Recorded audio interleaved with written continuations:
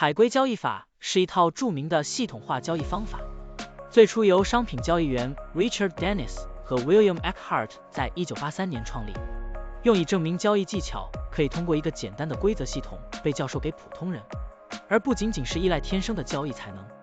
海龟交易系统并不限定于特定的商品或市场，它可以应用于股票、加密货币、期货和外汇等各种市场。现在，我们就设定一些参数，让 Stocktiny AI 帮我们生成程序，对广汽香港2238HK 进行回测计算。设定参数如下：头寸规模，使用每次加仓20%。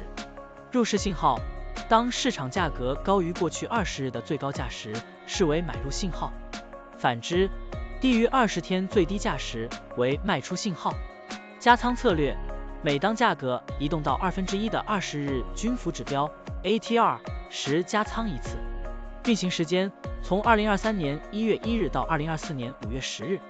交易手续费设定为 0.10%。好了，按照上面的设定，视频下方就是持仓的情况，蓝色为股票仓位，黄色为现金仓位。累计交易4次，期末持仓价值98440.82元，盈利负 1.56%。相比持仓不动，多盈利 35.59%。如果你希望使用更长期的信号，可以把参数修改为跟踪55天最高价突破时建仓，其他参数也按照55天周期来设置，这样就可以得到新的回测结果。累计交易0次，期末持仓价值10万点00元，盈利 0.00%。相比持仓不动，多盈利 37.15%。股票的波动特性不一样，盈利效果就不同，参数设定不同，盈利效果也会不同。怎样找到最优的组合呢？